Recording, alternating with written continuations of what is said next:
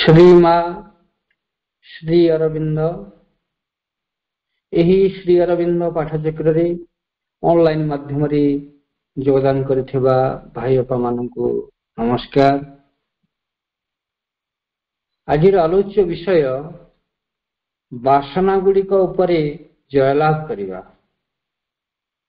वासना गुड़िक उपरे जयलाभ करिबा यही प्रसंग रे आलोचना करने निमंते कोरापुट जिला दामनजोड़ी विजयपा सस्मिता मिश्र को अनुरोध करुछि।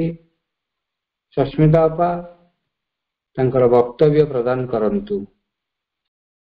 करुणामयी माँ परम प्रभु श्री अरविंद पाद पद्म रे मोर प्रणाम एवं ए श्री अरविंद पाठचक्र ऑनलाइन माध्यम रे योगदान करथिबा समस्त अपा भाई को अंशग्रहण करथिबा अपा माननकु अंतररु प्रणाम। आजिर आलोचनार विषयटी रहिछि वासना गुड़ी को जयलाभ करिबा। आम भारत वर्ष रे जड़े राजा थिले जजाति जेतेबेले तांकर मृत्यु समय आसी पहुंची तांको 100 वर्ष सेतेबेले को हेछि। जेतेबेले जम आसिले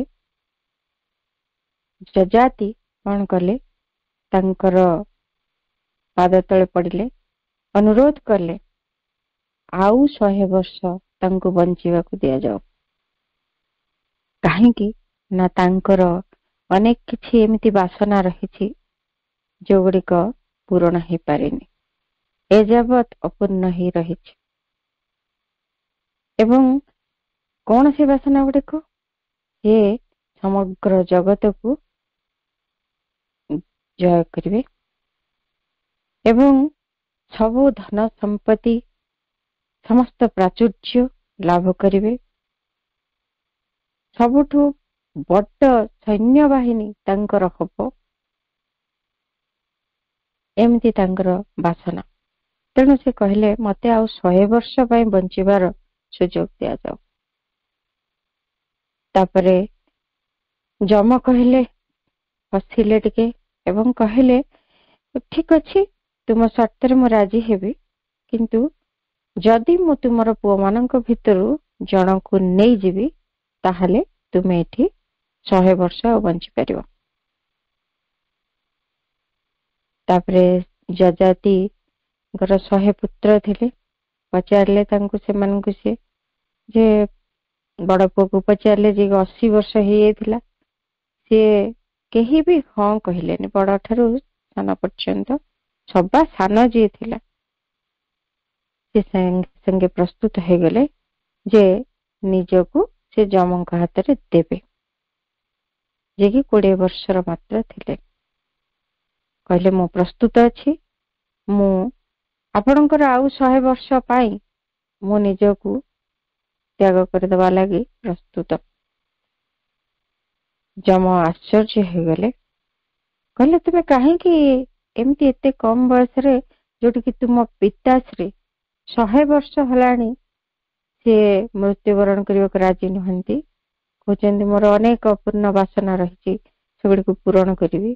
तुमर कौन एठी समय ही जाइए तुम्हें मृत्यु को कहीं वरण करुच। से कहते जदि मो बापा मोर पिता 100 वर्ष बंचिले तथापि कौन सब अचीव करने कथा कौन सब पाइबा कथा आज पाई नांती बोली अतृप्त एवं अशांत। मोर बड़ भाई 80 वर्ष हलानी सी कहते तांकर मध्य किछि एमिति रहिछि इच्छा गुड़िक अपूरणीय होइकी रहिछि, तेणु सी मध्य मरिबा को चाहुनांती। ताहले एमिति कौन लाभ अछि जो जीवन रे एते सब किछि पाइबार वासना गुड़िक भरी रहिछि किंतु से गुड़िक न पाई से माने मृत्यु पर्यंत मध्य से माने से गुड़िक पाई नाहंती बोली भारी अतृप्त ही रहिछंती। एभली जीवन बंचिबार लाभ कौन अछि? आ जदि एमिति जीवन टे बंचिबु ମୁଁ କାହିଁକି ଏମିତି ଜୀବନଟେ ବଞ୍ଚିବି? ମୁଁ ମଧ୍ୟ ଦିନେ ଅତୃପ୍ତ ହେଇକି ରହିବି। ବା ଏମିତି ବଞ୍ଚିକି ସେମାନେ 100 ବର୍ଷ ପର୍ଯ୍ୟନ୍ତ ଗଲେଣି, ତଥାପି ତାଙ୍କର ଆହୁରି କେତେ କଥା ପାଇବାର ବାକି ଅଛି ବୋଲି ସେମାନେ ଚାହିଁ ରହିଛନ୍ତି ସେମିତି କେତେ ଗୁଡିଏ କଥା ପ୍ରତି। ଏମିତି ଗୋଟିଏ ଜୀବନ କଣ ଯଥାର୍ଥ ଜୀବନ ହେଇପାରେ? ତେଣୁକରି ମତେ ଲାଗୁଛି ଯେ ଆବଶ୍ୟକତା ନାହିଁ। ଯଦି ଏଇଭଳି ଜୀବନଟି ବଞ୍ଚାଯାଏ, ଏ ଜୀବନର ଆବଶ୍ୟକତା ନାହିଁ। ତେଣୁକରି ମୁଁ ନିଜକୁ ଆପଣଙ୍କ ନିକଟରେ ସମର୍ପଣ କରୁଛି। ମୋ ପିତାଙ୍କୁ ଆଉ 100 ବର୍ଷ ଦେଇ ଦିଆଯାଉ।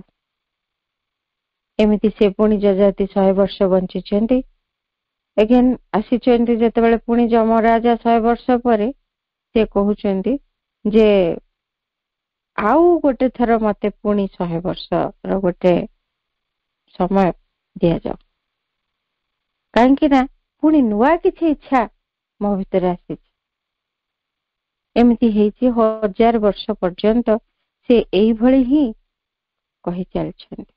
ତଥାପି ଯେତେବେଳେ 1000 ବର୍ଷ ହେଇଛି, ତେବେ ଯାଏ ମଧ୍ୟ ସେ ତୃପ୍ତ ନୁହନ୍ତି ଯେ ତାଙ୍କ ଜୀବନର ସମସ୍ତ ଇଚ୍ଛା ପୂରଣ ହେଇଯାଇଛି, ସମସ୍ତ ବାସନା ବା କାମନା ଗୁଡିକ ପରିପୂର୍ଣ୍ଣ ହେଇପାରିଛି। ତାହେଲେ ଏମିତି ଅବସ୍ଥାରେ ଯେତେବେଳେ ତାଙ୍କୁ ଯମ ବୁଝଉଛନ୍ତି, ତୁମେ 1000 ବର୍ଷ ବଞ୍ଚିଲଣି, ତୁମେ ବାରମ୍ବାର ପୁଣି ଆହୁରି କହୁଛ ଯେ ଆହୁରି ବଞ୍ଚିବି, ଆହୁରି କେତେ ଇଚ୍ଛା ଆକାଂକ୍ଷା ପୂରଣ ନ ହେଇକି ରହିଛି। ଏଗୁଡିକ ବାସ୍ତବରେ ଏହାର ଅନ୍ତ ନାହିଁ, ଏହା ସରିବନି। ଏମିତି ଭାବରେ ଏଗୁଡିକ ରହିଥିବ ଯେ ଏ ସବୁଦିନ ପାଇଁ ଗୋଟିଏ ପୂରଣ ହେଲା ବେଳକୁ ଆଉ ଗୋଟିଏ ଆସୁଛି। ତୁମେ ଏତେ ବର୍ଷ ବଞ୍ଚିଲଣି, ତଥାପି ତୁମର ଆହୁରି ଅପୂର୍ଣ୍ଣ ବାସନା ରହିଛି, ଏହାର ଅନ୍ତ ନାହିଁ। ତେଣୁ ଏଇଥିରୁ ଜଣା ପଡୁଛି ତୁମ ଜୀବନରେ ଅଗ୍ରଗତି ହିଁ କିଛି ନାହିଁ। ଏମିତି ଚକ୍ରାକାରରେ ତୁମେ କଣ କେବଳ ଘୁରି ଚାଲିଥିବ? ଏହା କଣ ଜୀବନ? ଏଇ ବାସନା ଗୁଡିକ ଆମକୁ ଏମିତି ଭାବରେ ନିରନ୍ତର ବାନ୍ଧି ରଖନ୍ତି। ଆମ ଜୀବନରେ ଏମିତି ଆମେ ମାନେ ମଧ୍ୟ ମୃତ୍ୟୁ ଯାବତ୍ ଆମ ଭିତର ଅନେକ ଇଚ୍ଛା ଆକାଂକ୍ଷା ପୂରଣ ହେଇ ନ ପାରିଥିବାର ଦୁଃଖ ବହନ କରୁଛୁ। ମୁଁ ମୃତ୍ୟୁବରଣ କରିବି, ତା ପୂର୍ବରୁ ଏଇ କଥା ଗୁଡିକ ସବୁ ପୂରଣ ହେଇଯାଇଥିଲେ ମୁଁ ଟିକେ ଶାନ୍ତିରେ ମରିବି। ଆମେ ଏମିତି ସବୁ ଗୁଡିଏ ତା ପଛ ଏମିତି କେତେ ଇଚ୍ଛାକୁ ଯୋଗାଡି ରଖିଛୁ। ସେଇଥିପାଇଁ ଆମେ ଜୀବନରେ କେତେବେଳେ ବି ଶାନ୍ତି ପାଇପାରୁନୁ, ସୁଖ ପାଇପାରୁନୁ। ଆମ ଜୀବନରେ କେବଳ ଅନେକ ଗୁଡିଏ ଧାଁ ଦୌଡ, କିଛି କଥାକୁ ହାସଲ କରିବାର ଯୋଉ ବ୍ୟଗ୍ରତା, ଉତ୍ତେଜନା, ସେଇଗୁଡିକ ହିଁ ଦେଖାଯାଉଛି। ଏଇଗୁଡିକ ଆମକୁ, ଏଇ ବାସନା ଗୁଡିକ ଏଇଭଳି ସ୍ଥିତିରେ ରଖିଥାନ୍ତି। ତେଣୁ ଏଗୁଡିକୁ ଆମକୁ ଅତିକ୍ରମ କରିଯିବାକୁ ହବ, ଏଗୁଡିକ ଉପରେ ଜୟଲାଭ କରିବାକୁ ହବ। ନହେଲେ ଜୀବନଟି କେବଳ ଅସନ୍ତୁଷ୍ଟି, ନିରାନନ୍ଦ ଏବଂ ଭାରି ଦୁଃଖକର ହେଇପଡିବ। ତେଣୁ ମା କହୁଛନ୍ତି, ଯେତେବେଳେ ଯାଏ ଆମେ, ମା କହୁଛନ୍ତି renunciation of desire the essential condition for realization. ଯୋଗ ମାର୍ଗରେ ସିଦ୍ଧି ଯଦି ଆମେ ପାଇବାକୁ ଚାହୁଁ, ତାହେଲେ ଏଇ ଡିଜାୟାର ଗୁଡିକ ବା ଏ ବାସନା ଗୁଡିକୁ ତ୍ୟାଗ କରିବାର ଆବଶ୍ୟକତା ରହିଛି। ଏବଂ ଏହା ହଉଛି ନିହାତି ଏକ ଅପରିହାର୍ଯ୍ୟ ସର୍ତ୍ତ। ଯୋଗରେ ସିଦ୍ଧି ଲାଭ ନିମନ୍ତେ ଆମ ଭିତରର ସମସ୍ତ ବାସନାକୁ ଆମକୁ ତ୍ୟାଗ କରିବାକୁ ହବ। ତେଣୁ ପ୍ରତ୍ୟେକ ଆମ ଚେତନା ଭିତରେ ଏଇ କଥାଟିକୁ ଲକ୍ଷ୍ୟ ରଖିବାକୁ ପଡିବ ଯେ ଆମ ଭିତରେ ଏମିତି କେତେ କେତେ ଡିଜାୟାର, ଏମିତି କେତେ କେତେ ବାସନା ସବୁବେଳେ ଉଠି ଚାଲିଛନ୍ତି ଗୋଟେ ପରେ ଗୋଟେ, ଗୋଟିଏ ପରେ ଗୋଟିଏ, ଗୋଟିଏ ପୂରଣ ହେଲା ବେଳକୁ ଆଉ ଗୋଟେ ନୂଆ ଆସିଗଲାଣି। ପୂରଣ ହେଇ ନଥିବ ଆହୁରି କିଛି କ୍ୟୁରେ ଆସିକି ରହିଯିବଣି କେତେ ବାସନା। ଏମିତି ଆମ ସମସ୍ତଙ୍କର ଜୀବନ ଚାଲିଛି। ସେଥିପାଇଁ ମା କହୁଛନ୍ତି ଯେତେବେଳେ ଆମ ଭିତରେ ଏମିତି ବାସନା ଗୁଡିକ ଥାଏ ଆମେ ସେଗୁଡିକର ଦାସ ହେଇପଡୁ। କାହିଁକି ସିଏ ଏଗୁଡିକୁ ତ୍ୟାଗ କରିବା ପାଇଁ କହୁଛନ୍ତି? ଯେ ଆମେ ସେଗୁଡିକର ଦାସ ହେଇଯାଉ। କାହିଁକି ଆମେ ଦେଖିବା ଉଦାହରଣ, ଆମେ ଯଦି ଗୋଟିଏ ଇଚ୍ଛା ଆମର ଭିତରେ ହେଇଛି, ଯେମିତି ଯଜାତିଙ୍କ କଥା ଆମେ ଦେଖିଲେ, ସେ କଣ କଣ ତାଙ୍କରି ହିଁ ବାସନାର ସେ ଦାସ ହେଇଯାଇଛନ୍ତି। ଯେ ମୁଁ ଅନେକ ରାଜ୍ୟ ଅଧିକାର କରିବି, ମୁଁ ଅନେକ ଐଶ୍ୱର୍ଯ୍ୟ ଏବଂ ଯଶର ଅଧିକାରୀ ହେବି ଏବଂ ମୁଁ ହାତରେ ଅନେକ କ୍ଷମତା ମୁଁ ପାଇବି। ଏଇଭଳି ଯୋଉ ଇଚ୍ଛା, ଏଇ ଯୋଉ କଥାଟି ତାଙ୍କୁ ପୁରା ସମଗ୍ର ଜୀବନ ପରିଚାଳିତ କରୁଛି। ଏହା ବ୍ୟତୀତ ତାଙ୍କୁ ଆଉ କିଛି ଦେଖାଯାଉନି। ନିଜ ପୁଅକୁ ମଧ୍ୟ ଦେଇଦେବା ପାଇଁ ସେ ପ୍ରସ୍ତୁତ। ମୁଁ ଯିବି, ପୁଅଟି ଏଠି ମୃତ୍ୟୁବରଣ କରୁ, ମୁଁ 100 ବର୍ଷ ଆହୁରି ବଞ୍ଚି। ତାଙ୍କର ଏଥିରେ କିଛି ଜାୟାସ ନାହିଁ, କିଛି ତାଙ୍କୁ ସେଥିରେ କିଛି ସୂଚନା ବି ଆସୁନି ତାଙ୍କ ଭିତରେ। ଏ ହଉଛି ଦାସତ୍ୱ। ପୁରା ତାର ସ୍ଲେଭ, ତାର ଦାସ ହେଇଯାଉ ଆମେ। ଯେକୌଣସି ବାସନା ଆମ ଭିତରେ ରହିଛି, ବଡ ଘରଟେ କରିବି କି ବଡ ଗାଡିଟେ କରିବି କି ମୁଁ ଗୋଟେ ବଡ ଚାକିରି କରିବି କି ମୋ ପିଲାମାନଙ୍କୁ ଭଲରେ ରଖିବି, କୌଣସି ମତେ ଆମେ ପୁରା ସେଇଥିରେ ହିଁ ଲାଗିଯାଉ। ସମଗ୍ର ଜୀବନ ତା ପଛରେ ଗୋଡେଇ ଗୋଡେଇ ସରିଯାଏ। ଦିନଟେ ଶାନ୍ତିରେ କଟେନି। କେବଳ ସେଇଟା କେମିତି ହାସଲ କରିବି, ସେଇଠି କେମିତି ପାଇବି, କେମିତି ସେଟା ସମ୍ପୂର୍ଣ୍ଣ ହବ, ଏଇ କଥାରେ ଆମେ ଦିନ ରାତି କାଟିଦଉ। ଇଏ ହଉଛି ଦାସତ୍ୱ। ତାର ଦାସ ହେଇଯାଉ ଆମେ। ଆମକୁ ତା ଉପରେ ମାଷ୍ଟ୍ରି ହାସଲ କରିବାକୁ ହବ, ତା ଉପରେ ଆମକୁ ପ୍ରଭୁତ୍ୱ ହାସଲ କରିବାକୁ ହବ। ଆମେ ତାକୁ ଦାସ କରିବାକୁ ହବ। ଆମେ ତାର ଦାସ ହେଇଯାଉଛୁ। ଏଟା ଭାରି ଖରାପ ଜିନିଷ। ଏବଂ ଏହା ବେଳେ ବେଳେ ସାଧନା କ୍ଷେତ୍ରରେ ଏମିତି ମଧ୍ୟ ହେଇଥାଏ, ଆମେ ବାସନା ଗୁଡିକୁ ତ୍ୟାଗ କରିବାର ତ୍ୟାଗ ନ କରି ବାସନାର ଦାସ ବି ହେଇପାରୁ, ବା ବାସନାକୁ ତ୍ୟାଗ କରିବାର ଦାସତ୍ୱରେ ବି ପଡିଯାଉ। ଏମିତି ଯେ ଆମ ଭିତରେ ସାଧନା କରୁଛୁ, ଅର୍ଥାତ ଏ ସବୁ ଜିନିଷ ଏଇଗୁଡିକ ଆମ ଭିତରେ ବାସନା ଗୁଡିକ ବେଶୀ ଜାଗ୍ରତ କରିବ, ଏହି ସବୁ ପ୍ରତି ଆମେ ଲାଳାୟିତ ହବାନି କହି ଆମେ ସବୁକୁ ତ୍ୟାଗ କରୁ। ଆଉ ତ୍ୟାଗ କରିବାରେ ଏତେ ମାତିଛ, ଯାହା ଆସିଲା ସବୁ ତ୍ୟାଗ କରି ଚାଲୁ, ଇଏ ବି ଗୋଟେ ଦାସତ୍ୱ। ଏମିତି ଦୁଇ ପ୍ରକାର ଦାସତ୍ୱ ବାସନା ପାଖରେ ଆମର ରହେ। ବାସନାକୁ ପୂରଣ କରିବାର ଦାସତ୍ୱ ବା ବାସନାକୁ ତ୍ୟାଗ କରିବାର ମଧ୍ୟ ଗୋଟେ ଦାସତ୍ୱ।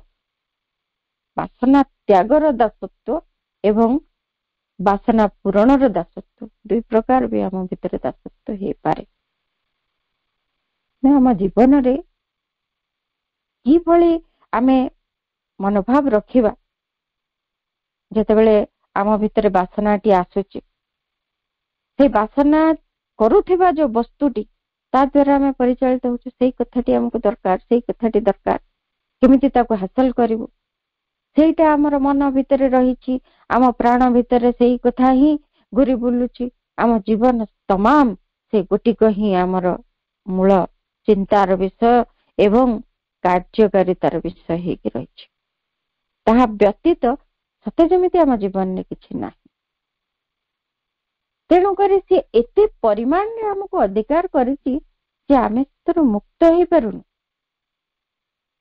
ତେଣୁ ତାହା ଉପରେ କର୍ତ୍ତୃତ୍ୱ, ତାକୁ ଜୟଲାଭ କରିବାର ଆବଶ୍ୟକତା ରହିଛି। ସେତିକି ନହେଲା ଯାଏ ଆମେ ସାଧନା କେମିତି କରିବୁ, କାହାକୁ କହିବୁ ସାଧନା?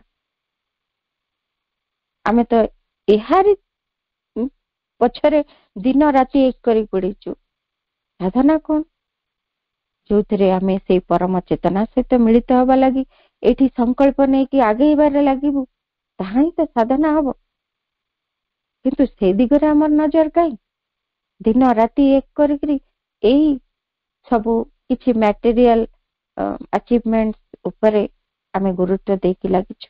सेथि पे मां कहउछन्ती सेगुडिक ऊपर प्रभुत्व न आनिबा जाए योग साधना असंभव। साधारण जीवन टी बंचे जाय पारे किंतु योग मार्ग रे आमे वासना को धरी कौनसी प्रकार सिद्धि पाई परिबो नाही, कौनसी प्रकार सेगुडिक आमे हासिल करि परिबो नाही, कौनसी उपलब्धि पाई परिबोनी। तने तार सर्वमूल सत्य होची, प्रथम सत्य होची वासना गुडी को परित्याग करिबा। आमर प्रकृति भितर एते सब निम्नतर कुच्छितता गुडिक भर्ती हेकी रहिची, सेई माने तांकरे भितर तांकरे किछि चाहिबा वस्तु गुडिक जेमिति आम प्राण केते केते कथा गुडिक चाहे, जो गुडिक तार निजर अहंग परिपूर्ति लगी, निजर सुख स्वाच्छंद्य लगी ताकू भारी आकर्षण करुथिबो, सेमितिया जिनिस गुडी से प्रस्तुत करी रखिथिबो गोटिए पर गोटिए गोटिए पर गोटिए गोटिए पर गोटिए। तेणु जेतेबेले जाए एमिति गोटे पर गोटे बासना हाथ रे आमे बस्यता स्वीकार करूछु, से पर्यंत सेगुडिक हाथरू आमे फ्री ही पारुनु। गोटिए सरला बेलକୁ आ गोटे आସୁଛି। तेणु ताहाଠାରୁ मुक्त हवा लगी जो कथा कहगला से ताकू जय करिवार कथा जहा कहगला केवल एथिरे अछि जे ताहार स्तररू ऊर्ध्व को आमे उठी जीवु, तेबे से एई कथाटी संभव हो। त्याग करिवा माने आमे कोन गोटी गोटी करिकरी त्याग करि चलिबु, केमिति त्याग करिवु। धरा जाऊ आम भितरे गोटिए वासना रहिछि जे बड़ चाकरीटे करिवा, बड़ चाकरीटे करिवा पई जो वासना तारी पछरे आमे दिन राति लागि गलु एक करिकरी, सेति न पाइला जाए आमे स्थिर हे पारुनु, ताकू त्याग करिवु केमिति। मां सेथि पई ही कहउछन्ती ए निम्नतर स्तर जो प्रकृति रहिछि, ए साधारण मानुषी चेतनार ए जो प्रकृति ताहारी भितरे ए कथाटी भारी गुरुत्वपूर्ण हेकि रहिछि। सेठी को जदि हासिल न करूछु आम भितरे मोटे शांति स्थिरता आसो नाही, किंतु सेई चेतनारू टिके जदि ऊपर को उठी जाओ, सेई चेतनारे से जदि ऊर्ध्व को टिके उठी जाई पारिलु सेतेबेले जाय कि ए कथाटी को संभव कर पारिबु। कौनसी मते ए वासना गुडिक एमिति गुरुत्वपूर्ण है कि काहे कि रहिचंती ना सेमाने चाहंती कौनसी प्रकारे तांकरे ठारू आम नजर हटी न जाऊ, सेमाने चाहंती कारण से गुडिक एमिति भाବରେ सृष्टि हितांती प्राणरू, सेमाने प्रति मुहूर्त रे आम अटेंशन को पूरा पूरी भाବରେ आमर समस्त ध्यान को तांकरी आड़ को ही संकेंद्रित करिने, कारण से गुडाक एति गुरुत्वपूर्ण है कि आम पई रहितिबो जे सेइथिरु अलगा हवा एवं भगवान का आड़ को ध्यान देबा आम पई असंभव हे पड़े। तेणु मां सबु समय रे ए गुरुत्वटी दउछंती, जदि कहउछंती मां जदि तुमे निज भितरे मोर उपस्थिति विषय सचेतन होई रहबा को चाहो एवं प्रतिकूल जेते सब आक्रमण रहिछि ता भितर जदि सुरक्षित होई रहबा को चाहछ, तेबे तुमे निज वासना गुडी को चरितार्थ करिवार समस्त उद्यम भितरु निजको क्षांत करिबा को पड़िबो ही पड़िबो। जदि मां को सुरक्षा चाहू, जदि तांकरी उपस्थिति आमे चाहू, ताहले जेते सब वासना रहिछि आम जीवन रे सेगुडी को पूरण करिवार समस्त उद्यम रु निजको क्षांत करिबा को पड़िबो। कारण जेते जेते प्रकार आमे सेगुडी को पूरण करिवार लागिथिबो गोटिए पर आ गोटे आसीबो, मां को ठारू पुनी आमे दूरे दूरे जाउथु। मां को उपस्थिति आमको आ अनुभूत हो नथिबो, धीरे धीरे धीरे धीरे ता मलिन हे जिवो। एई कथाटी गुरुत्वपूर्ण हे कि रहिबो, केबे मध्य आमे ताको त्याग करि परिबो नाही। आउ एमिति जदि देखा गला आम चेतना भितर एमिति गोटे प्रस्तुति आसी गला, मो मां को चाहे ମୋ ମାଙ୍କର ଉପସ୍ଥିତି ଚାହେଁ, ମୋ ମାଙ୍କର ସୁରକ୍ଷା ଚାହେଁ, ଆଉ କିଛି ମୁଁ ଚାହେଁ। ଯଦି ଖାଲିରେ କିଛି ଆସି ମୋ ପାଖରେ ପହଞ୍ଚୁଛି ତାହା ଭିନ୍ନ କଥା। ଧନ ସମ୍ପତ୍ତି ଆସିପାରେ କୌଣସି ପ୍ରକାରେ, ସେମିତି ବଡ ବଡ ଯୋଉ ଇଚ୍ଛା ଗୁଡିକ ଆମର ରହିଛି, ଆମେ ସେଗୁଡିକ ପଛରେ ନ ଧାଇଁ ସେଗୁଡିକ ଆମ ପାଇଁ ମିଳିପାରେ, ତାକୁ ଗ୍ରହଣ କରିବା। କିନ୍ତୁ ସେଇଗୁଡିକ ପାଇଁ ହିଁ ଜୀବନ ବଞ୍ଚିବାନି। ଯଦି ସେଇଗୁଡିକ ଲାଗି ହିଁ ଜୀବନ ବଞ୍ଚୁଛୁ, ତାହେଲେ ମାଙ୍କର ସୁରକ୍ଷା, ମାଙ୍କର ଉପସ୍ଥିତି, ସେସବୁ ଆମ ପାଇଁ ମୂଲ୍ୟହୀନ ହେଇ ରହିଥିବ, ଆଉ ସେଗୁଡିକ ଠାରୁ ଆମେ ବଞ୍ଚିତ ହେଇକି ରହିଥିବୁ। ଆଉ ଯେତେବେଳେ ଆମେ ଜାଣିବୁ ଯେ ଗୋଟିଏ ବାସନା ଯଦି ଜାଣିଲା, ଗୋଟିଏ ପ୍ରକାର ବାସନାଟି ଆମ ଭିତରେ ଅଛି, ସେ ଯଦି ଆମେ ଅନୁଭବ କଲୁ ଯେ ଏଇଟା କଦାପି ପୂରଣ ହେଇପାରିବନି, ସେଟା ଚାଲି ଯାଉଛି ଆମ ଭିତରୁ, ଯେ କୌଣସି ପ୍ରକାର ଏଇଟା ପୂରଣ ହେଇପାରିବ ନାହିଁ, ଆମେ ଯଦି ଦେଖିଲୁ ତାର କିଛି ସମ୍ଭାବନା ନାହିଁ ପୂରଣ ହବାର, ତାହେଲେ ସେଟା ଚାଲି ଯାଉଛି ଆମ ଭିତରୁ। ତାହେଲେ ବାସନାଟି ଯେ ମୋଟେ ଯିବନି ତାହା ତ ନୁହେଁ ନା। ସେଇଥିପାଇଁ ମା କହୁଛନ୍ତି ଏଇ ଯେତେକ ବାସନା ରହିଛି ସବୁ ଗୁଡାକ ନିମ୍ନତର ଗତି ସ୍ପନ୍ଦନରୁ ହିଁ ଆସିଛି। କାରଣ ଏଇଠି ବାସନାଟି ଆମର ଏମିତି ଦିବ୍ୟ ହେଇନି ଏଯାବତ୍, ତେଣୁ ତାହା ବାସନାର ସ୍ତରରେ ରହିଛି। ଆଉ ଟିକେ ଯଦି ଉଚ୍ଚତର ସ୍ତରର ଚେତନା ଆମର ହବ, ତାହା ବାସନା ନାହିଁ ଆସ୍ପୃହା ଆଡକୁ ଯିବ। ଆମେ ପରବର୍ତ୍ତୀ ବାଣୀ ଗୁଡିକରେ ସେସବୁକୁ ବୁଝିବା। କିନ୍ତୁ ବାସନା ଯେତେବେଳେ ଯାଏ ରହିଛି, ସେଗୁଡିକ ଭାରି ନିମ୍ନତର ଗତିସ୍ପନ୍ଦନ, ସେଗୁଡିକ ଉପରେ ଜୟଲାଭ ନ କଲା ଯାଏ, ତାକୁ ଅତିକ୍ରମ ନ କଲା ଯାଏ, ଊର୍ଦ୍ଧ୍ୱତର ଚେତନା ଆଡକୁ ଯିବା ଆମ ପାଇଁ ବାସ୍ତବରେ କଠିନ ହୋଇପଡେ। ତାହା ଆମକୁ ପଛକୁ ଟାଣି ଧରେ। ଏଇ ସବୁ କଥା ଗୁଡିକରେ ଆମେ ଲାଖି ରହୁ। ଏଗୁଡିକ ଆମ ପାଇଁ ବହୁତ ବଡ ଆବଶ୍ୟକତା ବୋଲି ଲାଗେ, ଯାହାକୁ କି କୌଣସି ସମୟରେ ଛାଡି ହବ ନାହିଁ, ଏମିତି ମନୋଭାବ ଆସେ। ତେଣୁ ନିଜ ଉପରେ ଗୋଟେ ନିୟନ୍ତ୍ରଣ, ଗୋଟେ କଣ୍ଟ୍ରୋଲ, ଗୋଟେ ସଂଯମ ହିଁ ଆଣିବାକୁ ପଡିବ। ଏଠି ନିଜକୁ ଏଇ ସବୁ ଭିତରେ ବୁଝେଇବାକୁ ପଡିବ। ମା ସେଇ କଥା ଗୁଡିକ ମଧ୍ୟ କହୁଛନ୍ତି ଯେ ପ୍ରତିଟି ସମୟରେ ଆମେ ନିଜକୁ ବୁଝଉଥିବା, ନିଜକୁ ଅର୍ଥାତ୍ ପ୍ରାଣ ଭିତରେ ଯୋଉ ବାସନା ଗୁଡିକ ଉଠି ଆସୁଛନ୍ତି, ସେଗୁଡିକ ଚାହୁଁଛନ୍ତି ପୂରଣ ହବା ଲାଗି, ସେତେବେଳେ ସେଗୁଡିକ ନିଜକୁ ଜାହିର କରୁଛନ୍ତି ଯେ ଆମେ ସବୁ ଅତି ଆବଶ୍ୟକୀୟ କଥା। এইগুড়িক যদি ପୂରଣ ନ ହୁଏ এই ଜୀବନଟା ବ୍ୟର୍ଥ ହେଇଯିବ, এইଭଳି ଲାଗିବ ଆମକୁ। ଆମକୁ ଲାଗେ ଏଇଟା ଗୋଟେ ବହୁତ ବଡ ଆବଶ୍ୟକତା, ଆମକୁ ଲାଗେ ଏହା କାମନା ନୁହେଁ ବା ବାସନା ନୁହେଁ, ଇଏ ହଉଛି ଗୋଟେ ବଡ ଆବଶ୍ୟକତା, ଏଇଟା ଗୋଟେ ନିହାତି ଜରୁରୀ କଥା, ୟାକୁ ପୂରଣ କରିବାକୁ ହିଁ ପଡିବ। ତେଣୁ ଆମେ ସମସ୍ତ ପ୍ରକାର ଶ୍ରମ କରି, ମାନସିକ, ପ୍ରାଣିକ, ଶାରୀରିକ ଏବଂ ଆମର ସମସ୍ତ ସମୟ ସେଥିରେ ଅତିବାହିତ କରି ତାକୁ ପୂରଣ କରିବା ପାଇଁ ସେଇଥିପାଇଁ ଲାଗି ପଡୁଛୁ, କାରଣ ଏଇଟି ଅତି ଆବଶ୍ୟକୀୟ ବୋଲି ଲାଗେ ଆମକୁ। ତେଣୁ ଗୋଟେ ନିୟନ୍ତ୍ରଣ ଦରକାର ଯେ ଏହା ବାସ୍ତବରେ ଏକ ଆବଶ୍ୟକତା ନୁହେଁ, ଏଟା ଗୋଟିଏ ବାସନା, ୟାକୁ ଚିହ୍ନିବାକୁ ପଡିବ। ତାହା ପାଇଁ ଗୋଟେ ପରୀକ୍ଷା ବି ମା କହୁଛନ୍ତି। ଯେତେବେଳେ ଆମେ କୌଣସି ବାସନା କି ଆବଶ୍ୟକତା ଭିତରେ ପାର୍ଥକ୍ୟ ଜାଣିବାକୁ ଚାହିଁବୁ, ସେତେବେଳେ ସହଜ ଭାବରେ କେମିତି ଜାଣିପାରିବୁ? ଯୋଉ କଥାଟି ପାଇଁ ଆମେ ନିଜର ଜୀବନର ସମସ୍ତ ସମୟ ଦେଇଦେବା ପାଇଁ ପ୍ରସ୍ତୁତ ଅଛୁ, ସମସ୍ତ ଶ୍ରମ ଦେବା ପାଇଁ ପ୍ରସ୍ତୁତ ଅଛୁ, ଯାହା ନ ପାଇଲେ ଆମକୁ ସନ୍ତୁଷ୍ଟ ଲାଗୁନି, ସେଇ କଥାଟିକୁ ପରୀକ୍ଷା କରିବା ଯେ ଏହା ବାସ୍ତବରେ ମୋର ଆବଶ୍ୟକତା ନା ଏକ ବାସନା। କେମିତି ପରୀକ୍ଷା କରିବା ତାହା ବି ମା କହୁଛନ୍ତି ଯେ ନିଜକୁ କେବଳ ଏତିକି ବୁଝେଇବାକୁ ହବ ଯେ ଏଇ ଜିନିଷଟି ଯଦି ମୁଁ ନ ପାଏ, ଏଇ ଜିନିଷଟି ଯଦି ମତେ ନ ମିଳେ ବା ଏଇ କଥାଟି ଯଦି ମୋର ନ ହୁଏ, ତାହେଲେ ମୋର କଣ ଅସୁବିଧା ହବ,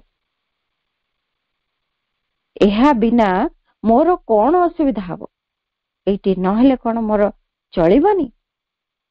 ଯଦି ଏଇ ପ୍ରଶ୍ନଟି ପଚରା ଯାଏ ଆଉ ତାର ଉତ୍ତରରେ ଯଦି କଷ୍ଟ ଲାଗେ, ମନଟି ଭାରାକ୍ରାନ୍ତ ହୁଏ, ଦୁଃଖ ଲାଗେ, ହତାଶ ଲାଗେ, ତାହେଲେ ଜାଣି ରଖିବା ତାହା ଆମର ଆବଶ୍ୟକତାଟିଏ ନୁହେଁ, ତାହା ଆମର ବାସନା। ଏବଂ ତାକୁ ପୂରଣ ନ କରିବା ଲାଗି ନିଜକୁ ସଂଯମ ଶିଖେଇବାକୁ ପଡିବ।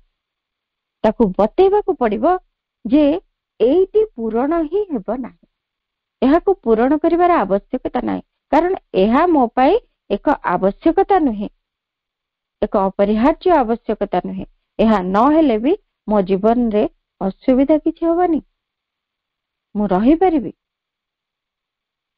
କେବଳ ମୋ ପ୍ରାଣର ଏଇ ଲାଳସା ମତେ ସେଇ ଦିଗରେ ଆକର୍ଷିତ କରୁଛି, ସେ ଦିଗରେ ମତେ ବାହି ନଉଛି। ସେଇଠି ଚିହ୍ନି ଯିବା ଏବଂ ସେଇ ସଂଯମଟି ଯଦି ଆମେ ଆଣିପାରିଲେ, ସେଇ କଥାଟି ପଛରେ ନ ଗୋଡେଇଲେ, ତେବେ ହିଁ ସେଇ ବାସନାଟି ଉପରେ ଜୟଲାଭ କରିପାରିବା। ଏମିତି ଭାବରେ ଆମେ ତାକୁ ଚିହ୍ନିବା ଏବଂ ତା ଦ୍ୱାରା ପରିଚାଳିତ ନ ହେଇକି ତାକୁ ଜୟଲାଭ କରିବା। ସେଥିପାଇଁ ମା ଆହୁରି ମଧ୍ୟ କହୁଛନ୍ତି, ସବୁବେଳେ ଆମେ ସଚେତନ ରହିବା ସେଇଗୁଡିକର ଯୋଉ ଗତିସ୍ପନ୍ଦନ ରହିଛି, ସେଇଗୁଡିକର ଯୋଉ ଆବେଗ ରହିଛି, ସେଇ ବାସନା ଗୁଡିକର, ତା ଦ୍ୱାରା ହଠାତ୍ ପରିଚାଳିତ ହେଇକି କିଛି କରିବାନି। ତାକୁ ସେଇଗୁଡିକର ଯୋଉ ସଂକେତ ଆସୁଛି ଯେ ଏଇ କଥାଟି ମତେ ଦରକାର, ଏଇ ଜିନିଷଟି ମୋ ଜୀବନରେ ପୂରଣ ହବା ନିତାନ୍ତ ଆବଶ୍ୟକତା ରହିଛି, ତାକୁ କେବେ ବି ଗୋଟେ କ୍ରିୟାଶୀଳ କରେଇଦେବାନି। ହଠାତ୍ କରି ମା ତାହା କହୁଛନ୍ତି, ହଠାତ୍ କରି ତାକୁ କାର୍ଯ୍ୟକାରୀ କରେଇଦେବାନି। ଆମକୁ ଟିକେ ସ୍ଥିର ହେଇ ରହିବାକୁ ପଡିବ, ସାଙ୍ଗେ ସାଙ୍ଗେ ସେଇଗୁଡିକର ନିର୍ଦ୍ଦେଶ ଗୁଡିକୁ ମାନି ନେବାକୁ ହବନି। ଟିକେ ମା କହୁଛନ୍ତି ପ୍ରଥମେ ଆମକୁ କଣ କରିବାକୁ ପଡିବ, ତା ପାଇଁ ସେଥିପାଇଁ ଟିକେ ନୀରବ ରହିବାକୁ ହବ। ମା କହିଲେ ସେଇଭଳି ଭାବରେ ଆମେ ବାସନାକୁ ଅତିକ୍ରମ କରିବା ଉପାୟ ମା ସେଇ କଥା କହୁଛନ୍ତି। ସେଇ ସମୟରେ ଆମକୁ ନୀରବ ଟିକେ ରହିବାକୁ ପଡିବ, ନୀରବ ରହିବା ଏବଂ ନିଜକୁ ଟିକେ ନିରାସକ୍ତ କରିବାକୁ ଚେଷ୍ଟା କରିବା। ଗୋଟେ ସାକ୍ଷୀ ଭାବରେ ସବୁ କଥାକୁ ଦେଖିବା। ଅର୍ଥାତ୍ ଯଦି ଆମର ଏଇ କଥାଟି ଦରକାର ହଉଛି, ଆମେ ନିଜେ ନିରାସକ୍ତ ହବାକୁ ପଡିବ। ଅର୍ଥାତ୍ ଏଇ କଥାଟି ଯେ ମତେ ଏବେ ଦରକାର, କାହିଁକି ନା ଆମ ଆସକ୍ତି ହିଁ ସେଇ କଥାଟିକୁ ଆମ ପାଇଁ ଜୋର କରି ଧରିଛି। ଏବେ ହିଁ ଦରକାର, ଯେମିତି ହେଲେ ମୁଁ ତାକୁ ପାଇବି, ଯେମିତି ହେଲେ ହାସଲ କରିବି। ସେଇ ଆସକ୍ତିରୁ ଟିକେ ଅଲଗା ହବା, ଅର୍ଥାତ୍ ସେଇ ଯୋଉ ତାର ଯୋଉ ଆବେଗରେ ଭାସି ନଯାଏ, ଟିକେ ସ୍ଥିର ହବା, ଟିକେ ନୀରବ ହବା, ଟିକେ ସେଇ କଥାଟିରୁ ନିଜକୁ ଅଲଗା କରିବା। ଏଇ କଥାଟି ମତେ ଦରକାର, ମୋର ଦରକାର ବୋଲି ମୁଁ ମାତି ଯାଉଛି, ଟିକେ ନିଜକୁ ଅଲଗା କରିକି ଗୋଟେ ସାକ୍ଷୀ ଭଳିଆ ଦେଖିବା। ଯେମିତି ମୁଁ ନିଜେ ନିଜକୁ ସାକ୍ଷୀ ଭଳି ଦେଖୁଛି ଯେ ମୋର ଏଇ ଜିନିଷଟି କେତେ ଦରକାର। ଯଦି ଏଇ ସ୍ଥିତିକୁ ଆସିପାରିଲୁ, ତାହେଲେ ସେଇଠି କଣ ହବ ନା ଏଇ ଆବେଗ ଦ୍ୱାରା ଆମେ ବାହି ହେଇଯିବାର ଯୋଉ ତୀବ୍ର ସମ୍ଭାବନାରୁ ଆମେ ଟିକେ ପଛକୁ ହଟି ଆସିଲୁ। ହଠାତ୍ ବାହି ହେଇଯାଇ ସେ ବାସନାକୁ ପୂରଣ କରି ନ ଦେଇ ଆମେ ଟିକେ ସ୍ଥିର ହେଇଗଲୁ, ଟିକେ ପଛକୁ ହଟିଗଲୁ ଏବଂ ନିଜକୁ ଟିକେ ନିବୃତ୍ତ କରିବା ଲାଗି ସମର୍ଥ ହେଇପାରିଲୁ। ତେଣୁ ସେଇ ଆବେଗ ଦ୍ୱାରା ହଠାତ୍ ପରିଚାଳିତ ହେଇକି କିଛି ଗୋଟେ କରି ବସିବାନି ବା ସେଇ ଦିଗରେ ନିଜକୁ ବାହି ନବାନି। ନିଜକୁ ଟିକେ ଅଲଗା କରି ଦେଖିବା, ବାସ୍ତବରେ ଏହାର କଣ ଆବଶ୍ୟକତା ରହିଛି, କଣ ଇଣ୍ଡିକେସନ୍ସ ରହିଛି, ଏଇଠି ନହେଲେ କଣ ଅସୁବିଧା ହଉଛି, ଏଇଭଳି ଟିକେ ଦେଖିବାକୁ ପଡିବ। ସବୁବେଳେ ଆଉ ଗୋଟେ କଥା ଆମକୁ ମଧ୍ୟ ମାଙ୍କର ଏଇ ବାଣୀଟିରୁ ଶିଖିବାକୁ ହବ। ବାସନା ଉପରେ ଯଦି ଜୟଲାଭ କରିବାକୁ ଚାହୁଁ, ମା କହୁଛନ୍ତି ଜୀବନର ପ୍ରତିଟି ମୁହୂର୍ତ୍ତରେ ତୁମକୁ ପରମ କରୁଣା ଏବଂ ବ୍ୟକ୍ତିଗତ ବାସନା ତର୍ପଣ ମଧ୍ୟରୁ ଗୋଟିକୁ ବାଛି ନେବା ଲାଗି ଏକ ଆହ୍ୱାନର ସମ୍ମୁଖୀନ ହେବାକୁ ପଡିବ। ପ୍ରତି ମୁହୂର୍ତ୍ତରେ, ପ୍ରତ୍ୟେକ ମୁହୂର୍ତ୍ତରେ, ଜୀବନର ପ୍ରତିଟି ମୁହୂର୍ତ୍ତରେ ଆମର ଗୋଟିଏ ଇଚ୍ଛା ଥିବ, ଗୋଟେ କୌଣସି ବାସନାଟିଏ ଥିବ, ସେଇଟା ଆମ ପାଇଁ କେତେ ଗୁରୁତ୍ୱପୂର୍ଣ୍ଣ ହେଇକି ରହିଥିବ। ତାହାରି ପାଇଁ ଆମର ଜୀବନଟା ପୁରା ଏକଦମ ସତେ ଯେମିତି ପୁରା ତାହାରି ପାଇଁ ହିଁ ଜୀବନଟା ରହିଛି। ଏଇଭଳି ପରିସ୍ଥିତିରେ ଆମେ ରହୁଛୁ। ସେତେବେଳେ ଏମିତି ଦିଟା ଜିନିଷ ଭିତରେ ଟିକେ ବାଛିବାକୁ ପ୍ରସ୍ତୁତ ହବା। ଏଇ ପରମ କରୁଣାକୁ ବା ଆମେ ଯଦି ଏମିତି ବୁଝିବାକୁ ପ୍ରୟାସ କରିବା, ମୁଁ ମାଙ୍କୁ ଚାହେଁ ନା ମୋର ଏଇ ବାସନାଟି ପୂରଣ ହବାକୁ ଚାହେଁ। ମୁଁ ମାଙ୍କୁ ଚାହେଁ, ପରମ କରୁଣାକୁ ଚାହେଁ, ନା ମୋର ଏଇ ବାସନାର ପରିପୂରଣ ଚାହେଁ। ଏମିତି ଗୋଟେ ଚ୍ୟାଲେଞ୍ଜ, ଏମିତି ଗୋଟେ ଆହ୍ୱାନର ସମ୍ମୁଖୀନ ହବାକୁ ପଡିବ ଆମକୁ। ପ୍ରତି ମୁହୂର୍ତ୍ତରେ, ପ୍ରତିଟି ଘଟଣାରେ, ପ୍ରତିଟି ଇଚ୍ଛା ଆକାଂକ୍ଷା ଭିତରେ ଏମିତି ନିଜକୁ ଗୋଟେ ପ୍ରଶ୍ନ ପଚାରିବାକୁ ପଡିବ। ଖାଲି ପ୍ରଶ୍ନ ପଚାରିବାନି, ତାହାରି ଭିତରେ ଆମର ସମସ୍ତ କ୍ରିୟାଶୀଳତା ସେଇ ଅନୁଯାୟୀ ହବ ଯେ ମୋର ଏଇ ବାସନାଟି ମୋ ପାଇଁ ଗୁରୁତ୍ୱପୂର୍ଣ୍ଣ ନା ମାଙ୍କର କରୁଣା ମୋ ପାଇଁ ଗୁରୁତ୍ୱପୂର୍ଣ୍ଣ। ଏମିତି ପ୍ରତି ମୁହୂର୍ତ୍ତରେ ବାଛିବାକୁ ପଡିବ। ଜଣେ ସାଧିକା ଥିଲେ, ଜନ୍ମଦିନରେ ମା ତ ସମସ୍ତଙ୍କୁ କୁହନ୍ତି ଯାହା ତୁମେ ଜନ୍ମଦିନରେ ମାଗିବ ମୁଁ ତୁମକୁ ସବୁ ଦେବି, ଯାହା ମାଗିବ ତାହା ଦେବି। ସେମାନେ ବି ଜାଣିଛନ୍ତି ମାଙ୍କୁ ଯାହା ମାଗିବୁ ଆମେ ତାହା ପାଇବୁ। ମା କହିଲେ ତୁମେ କଣ ଚାହଁ, ଆଜି ତୁମେ କଣ ଚାହଁ? ସେ କହିଲେ ମା, ମୁଁ କେବଳ ତୁମକୁ ହିଁ ଚାହେଁ, ଆଉ ତୁମ ସହିତ ମୋ ସମ୍ପର୍କର ନିବିଡତା ଚାହେଁ। ମା କହିଲେ କଣ ତୁମେ ଦୁଇଟି ଯାକ ଜିନିଷ ଚାହଁ? ହଁ ମା, ଦୁଇଟି ଯାକ ଚାହେଁ। ଆଉ କିଛି ଚାହଁ ନା? ନା, କେବଳ ତୁମକୁ ହିଁ ଚାହେଁ ମା। ମା ବହୁତ ଖୁସି ହେଇ ତାଙ୍କୁ ପୁରା ଆଲିଙ୍ଗନ କରିଥିଲେ, ମଥାରେ ଚୁମ୍ବନ ଦେଇଥିଲେ। ଏଇ କଥାଟି ମା ଖୁସି ହେଲେ ଯେ ତାଙ୍କ ଜୀବନରେ ସେ ବାସନା ଉପରେ କେତେ ଦୂର କର୍ତ୍ତୃତ୍ୱ ହାସଲ କରିପାରିଛନ୍ତି, ଯେତେବେଳେ ସ୍ୱୟଂ ଦିବ୍ୟ ଜନନୀ ସମ୍ମୁଖରେ କହୁଛନ୍ତି ଯାହା ମାଗିବ ମୁଁ ତାହା ଦେବି। କୁହ, ଆମକୁ ଯଦି ଭଗବାନ ବର ମାଗିବାକୁ କହିବେ, ଆମେ କହିବୁ ଏଇ କଥାଟି ପୂରଣ କରିଦିଅ, ସେଇ ଅସୁବିଧାଟି ଦୂର କରିଦିଅ, ଏଇ କଥାଟି ଠିକ କରିଦିଅ। କେବେ କହିପାରିବୁନି ହଠାତ୍ ଯେ ମୁଁ ତୁମକୁ ଚାହେଁ। ସେଇ ସ୍ତରକୁ ଆମକୁ ଯିବାକୁ ପଡିବ।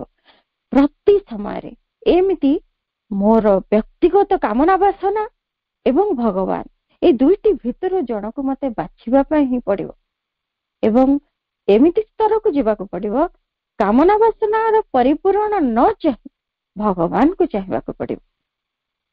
ତେବେ ଯାଇ ସେ ବାସନା ଉପରେ ଜୟଲାଭ କରାଯାଇପାରିବ। ନହେଲେ ସେଗୁଡିକ ଅସରନ୍ତି ଭଣ୍ଡାର। ପ୍ରତି ମୁହୂର୍ତ୍ତରେ ବିଭିନ୍ନ ରୂପରେ ବିଭିନ୍ନ ପ୍ରକାର ଲାଳସା ଦେଖି ସେ ଆସି ଯାଉଥିବ। ଯେମିତି ଜଣେ ସାଧକଙ୍କ ଜୀବନର ଗୋଟିଏ ଉଦାହରଣ ନେଲେ ବୁଝିପାରିବା। ସେ ଚାହୁଁଥିଲେ, ଯେତେବେଳେ ମାଙ୍କୁ ଜାଣିଲେ, ସେ ଚାହିଁଲେ ମୁଁ ଏଇ ଘର ସଂସାର ଭିତରେ ଆଉ ରହିବାକୁ ଚାହୁଁନି, ମୁଁ ମାଙ୍କ ପାଖକୁ କେମିତି ପଣ୍ଡିଚେରୀ ପଳେଇବି।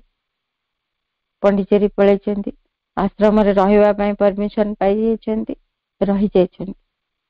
ରହିଗଲା ପରେ ସେଇଠି ଯୋଉ ଘରଟି ମିଳିଛି, ସେ ଘରଟିରେ କିଛି ଦିନ ରହିଲା ପରେ କହୁଛନ୍ତି ଏଇ ଘରଟାରେ ଟିକେ ସ୍ପେସ୍ କମ ଅଛି, ଜାଗା ଟିକେ କମ ଅଛି, ଆଉ ଟିକେ ବଡ ଘର ହେଇଥାନ୍ତା ଯଦି ମତେ ଆଉ ଟିକେ ଟିକେ ଏଇ ଜିନିଷ ସବୁ ସୁବିଧା ହୁଅନ୍ତା। ତାପରେ ସେ କହିଛନ୍ତି ମଧ୍ୟ ବଡ ଘର ପାଇଁ, କିନ୍ତୁ ମା ରାଜି ହେଇନାହାନ୍ତି। ମା କହିଲେ ସେଇ ଘରେ ରହିବ। ସେତେବେଳେ ସେ ବିଦ୍ରୋହ କରି କହୁଛନ୍ତି ଯେ ମୁଁ କଣ ଏଇଠି, ମୁଁ ତ ସବୁ ଛାଡିକି ଆସିଲି। ମୁଁ କଣ ଚାହୁଁଥିଲି ବଡ ଘରଟି କେବଳ ଏଇଥିପାଇଁ ଯେ ମତେ ସୁବିଧା ହବ ବୋଲି। ମୁଁ ଚାହୁଁଥିଲି ଯେ ମୁଁ ଟିକେ ଆସନ ପ୍ରାଣାୟାମ କରିବି, ବ୍ୟାୟାମ କରିବି, କୋଉଠି ପଢିବି, ମୋର ଟିକେ ସୁବିଧା ହବ ଏଇ ଜିନିଷ ଗୁଡିକରେ ବୋଲି, ଯୋଗ ସାଧନାରେ ସୁବିଧା ହବ ବୋଲି। ମୋର ବ୍ୟକ୍ତିଗତ କିଛି ସେମିତି ବିଶେଷ ସୁବିଧାକୁ ମୁଁ ଏଠି ଦୃଷ୍ଟିରେ ରଖିନାହିଁ। ମା ସେଇଠି ନୀରବ ରହିଲେ, କିଛି କାଳ ସେମିତି ସାଇଲେଣ୍ଟ ରହିଯାଇଛନ୍ତି। ତାଙ୍କର କୌଣସି ଘର ପରିବର୍ତ୍ତନ କରିନାହାନ୍ତି। ତାଙ୍କ ଭିତରେ ସେମିତି ବିଦ୍ରୋହ ଉଠିଛି ଏବଂ ଦିନେ ମାଙ୍କ କୃପାରୁ ତାଙ୍କ ଭିତରେ ଏଇ କଥାଟି ବୁଝିଯିବାର ସାମର୍ଥ୍ୟ ଆସିଛି ଏବଂ ସେ ନିଜର ଭୁଲ ବୁଝିପାରିଛନ୍ତି। ମାଙ୍କୁ କହିଛନ୍ତି, ମା ଆପଣ କେତେ କୃପାମୟୀ, ଆପଣଙ୍କର କୃପା ବଳରେ ମୁଁ ଆଜି ମୋର ଭୁଲକୁ ବୁଝିପାରିଲି। ମୁଁ ଜାଣିପାରିଲି ଯେ ଏଗୁଡିକ କେବଳ ମୋର ବାସନା। କାହିଁକି ମୁଁ ବୁଝିପାରିଲି ନା, ଦେଖନ୍ତୁ କିଭଳି ରୂପରେ ମୋ ପାଖକୁ ବାସନା ଗୁଡିକ ଆସିଛନ୍ତି। ମୁଁ ତ ସବୁ ତ୍ୟାଗ କରିକି ଏଇଠିକୁ ଆସିଲି। ଏଇଠି ଆସିକି ମୋର ଏଇ ସୁବିଧା ଗୁଡାକ ହେଇଗଲେ କଣ, ସେଗୁଡାକ ଯୋଗ ସାଧନାର ସୁବିଧା। ମୋର ବ୍ୟକ୍ତିଗତ ସୁବିଧା ପାଇଁ ମୁଁ କହିନି, ମୋର ବ୍ୟକ୍ତିଗତ ସୁଖ ସ୍ୱାଚ୍ଛନ୍ଦ୍ୟ ମୁଁ ଚାହେଁନି, ଯୋଗ ସାଧନାର ସୁବିଧା କଥାଟି ଚାହେଁ। ବାସନା ଏମିତି ଅନେକ ରୂପରେ ଆମକୁ ଆସି ତାର ବନ୍ଧନରେ ପକେଇ ଦେଇପାରେ। ମୁଁ ଏଇଠି ରହୁଛି ଯେମିତି ସେ ସନ୍ନ୍ୟାସୀ ଜଣକ ଯିଏକି ଗୃହ ତ୍ୟାଗ କରିକି ଗଲେ, ଗେରୁଆ ବସ୍ତ୍ରଟିରେ ବାନ୍ଧି ହେଇଗଲେ, କମଣ୍ଡଳୁଟିରେ ବାନ୍ଧି ହେଇଗଲେ, ବାଡି ଖଣ୍ଡିଏ ଧରିବାରେ ବାନ୍ଧି ହେଇଗଲେ। ସେମିତି ଗୋଟିଏ ପଟରୁ କୌଣସି କାମନା ଛାଡିଲା ବେଳକୁ ଆଉ ଗୋଟିଏ ରୂପରେ ଅନ୍ୟ ପ୍ରକାରେ ନିଜକୁ ସିଏ ଦାବି କରି, ନିଜକୁ ସଠିକ ବୋଲି ପ୍ରମାଣିତ କରି ସେ ବିଭିନ୍ନ ରୂପରେ ଆସି ଆମ ପାଖରେ ପହଞ୍ଚିଯାଏ। ତେଣୁ ସେଇଠି ବି ପ୍ରତି ମୁହୂର୍ତ୍ତରେ ମୁଁ ଭଗବାନଙ୍କୁ ଚାହେଁ ନା ଏଇ କଥାଟି ପୂରଣ ହବାକୁ ଚାହେଁ। ନିଜକୁ ପଚାରିବାକୁ ହବ ଏବଂ ବାଛିବାକୁ ହବ, ମୁଁ ଭଗବାନଙ୍କୁ ଚାହେଁ। ଏଇ କଥାଟି ପୂରଣ ହଉ ବା ନ ହଉ ମୋର କିଛି ଯାଏ ଆସେ ନାହିଁ, ମୁଁ ଭଗବାନଙ୍କୁ କେବଳ ଚାହେଁ। ଯଦି ନିଜେ ସେତିକି କଣ୍ଟ୍ରୋଲ ଆମ ଉପରେ ନ ଆଣିବା, ଏଇ ପ୍ରଶ୍ନ ଉପରେ ଯଦି ନିଜେ ଏକାଗ୍ର ନ ହେବା, ଏଇ ଦିଗରେ ଯଦି କ୍ରିୟାଶୀଳ ନ ହେବା, ତାହେଲେ ଆମେ ଦୁର୍ବଳ ହୋଇ ପଡିବା ସେ ବାସନା ଆଗରେ ଏବଂ ସେ ଆମକୁ ବାନ୍ଧି ନେଇ ଚିରକାଳ ବନ୍ଧନ ଭିତରେ ରଖିବ। ମୁକ୍ତିର କୌଣସି ସୁଯୋଗ ଦେବ ନାହିଁ। ସବୁବେଳେ ଏଇଭଳି ଗୋଟେ ଶୃଙ୍ଖଳା ଆମ ଭିତରେ ଆଣିବାକୁ ହବ। କାରଣ ଏଇ ବାସନାପୂର୍ଣ୍ଣ ଜୀବନ ଭାରି ବିଶୃଙ୍ଖଳାମୟ, ନିରର୍ଥକ ଜୀବନ। ସେ ଜୀବନରେ କୌଣସି ମୂଲ୍ୟ ନାହିଁ। ଯେତେ ବାସନା ଆମେ ପୂରଣ କରୁଛେ, ସେ ବାସନା ଯେତେ ଯେତେ ପୂରଣ ହଉଛି ଗୋଟିଏ ଗୋଟିଏ, ଆମେ କିଛି କିଛି ଖୁସି ହେଇଯାଉଛୁ ନିଶ୍ଚୟ। ଗୋଟେ ବାସନା ପୂରଣ ହେଲେ ମନ ଖୁସି ଲାଗୁଛି, ପୁଣି ଏଇଟା ହେଇଗଲା, ଆଉ ସେଆଡକୁ ଆମର ନଜର ନାହିଁ। ଆଉ ଗୋଟେ ନୂଆ ଆସି ପହଞ୍ଚିଗଲାଣି, ସେଇଠି କେମିତି ପୂରଣ ହବ, ବ୍ୟଗ୍ରତା ବଢିଗଲାଣି। ତେଣୁ ଗୋଟିଏ ବାସନା ପୂରଣ ହେଲେ ଯେତିକି ଆନନ୍ଦ ମିଳୁଛି, ଯଦି ଆମେ ବାସନାଟିକୁ ଟିକେ ନିୟନ୍ତ୍ରଣ କରିପାରିଲେ, ତା ଉପରେ ପ୍ରଭୁତ୍ୱ ହାସଲ କରିପାରିଲେ, ତାଠୁ ଅଧିକ ଆନନ୍ଦ ପାଇବା। ମା ଏ କଥା କହୁଛନ୍ତି। ତେଣୁ ସବୁବେଳେ ଏମିତି ଭାବରେ ଯଦି ଆମେ ନିଜକୁ ତାହାରି ଉପରେ ପ୍ରଭୁତ୍ୱ ହାସଲ ଲାଗି ଆଗେଇ ନବା, ପ୍ରତି ମୁହୂର୍ତ୍ତରେ ଭଗବାନଙ୍କୁ ବାଛିବା, ବାସନାଟିକୁ ନୁହେଁ, ତେବେ ନିଶ୍ଚିତ ଭାବରେ ତା ଉପରେ ନିୟନ୍ତ୍ରଣ ଆମର ଆସିବ, ଜୟଲାଭ କରିବାର ବାଟ ଖୋଲିଯିବ। କାହିଁକି ନା ସେଇଭଳି ବାସନା ଗୁଡିକ ଆମକୁ କୌଣସି ପ୍ରକାର ସିଦ୍ଧି ଆଡକୁ ନେବେନି, ଆମେ ଜାଣିଛେ। ପୁଣି ମା କହୁଛନ୍ତି ଯେ ଯେତେବେଳେ କୌଣସି ଯୋଗ ମାର୍ଗରେ ଆମେ ଯେତେବେଳେ କୌଣସି ବାସନା ଉପରେ गोटे प्रभुत्व हासिल कलु तेबे जाए किछि किछि बाट आगेबार सुजोग आसो नहले आगेबा तो नुहे बरं आमे जोगमार्गरु विच्युत हेई चलु आमे जानी नथिबु आमे कहूचु आमे नाम जप करूचु मां को डाकुचु प्रार्थना करूचु प्रति मुहूर्त रे जीवनटी मां को प्राय उत्सर्गीकृत करिचु केते प्रकारे आमे ए कथा गुडी को कहि के निजको बुझेई दउचु किंतु जेतेबेले प्रकृत क्षेत्र रे कोनोसी समय रे आमे जीवन रे पालन करिबा पई पडुची कोनोसी कथा हाँ एही जिनसटा नहेले मोर बहुत असुविधा एटी जेमिति हवा दरकार मां को मने पकेइबा नाम जप करिबा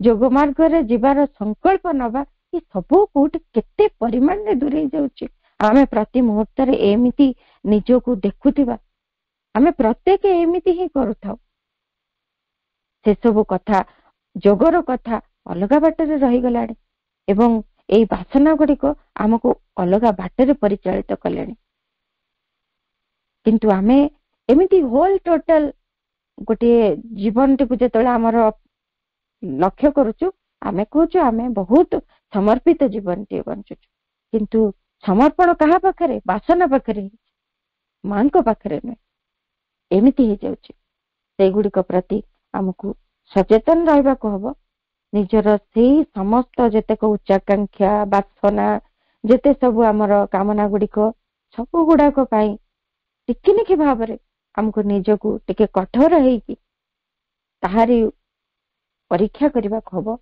जे एगुडी को कि भली भाव रे आम जीवन रे गुरुत्वपूर्ण है कि रही छथि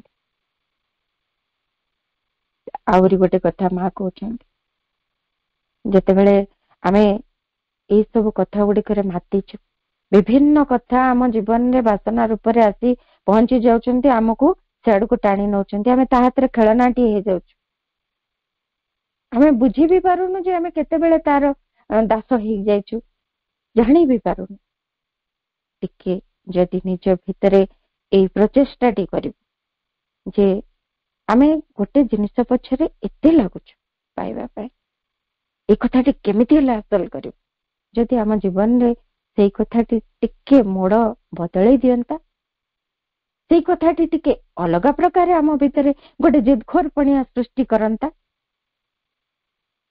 अर्थात गोटे उच्च धरणर जदि वासना आम भितरे सृष्टि हे पारंता जदि आमे छोट छोट कथा रे एमिति निरर्थक कथा गुडी करे निजको व्यस्त न रखी जदि भगवान को पाइबा लगी गोटे उच्च धरणर वासनाटी पोषण करि पारंतु अस्पृहा ही जानता ताहा को ही आमे अस्पृहा कहिबा जे मु भगवान को चाहे तांकरी पाई मोर समग्र जीवन को मु नियोजित कर देबी तांकरी पछरे गोडेबी सेतिकी न पाइला जाए मो जीवन रो माने किछि नै